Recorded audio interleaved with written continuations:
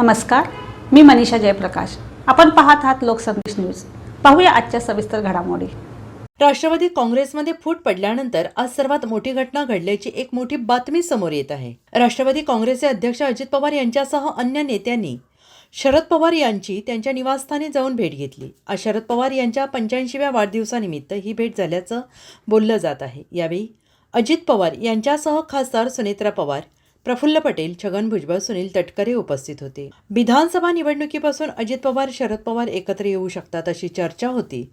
आज शरद पवार यांच्या वाढदिवसानिमित्त अजित पवार आणि त्यांच्या पत्नी खासदार सुनेत्रा पवार, प्रफुल्ल पटेल, छगन भुजबळ यांच्यासह अनेक नेते, सुनील तटकरे यांच्यासह पार्थ पवार यांनी शरद पवार यांची भेट घेतली. मात्र संसदेचे हिवाळी अधिवेशन सुरू झाल्यामुळे शरद पवार आणि खासदार सुप्रिया सुळे दिल्लीत आहेत. अजित पवार आणि शरद पवार यांच्यातील या भेटीनंतर पवार कुटुंबातील मतभेद संपणार की काय अशी चर्चा रंगली आहे. पुणे जिल्हा प्रतिनिधी पारस मुथा.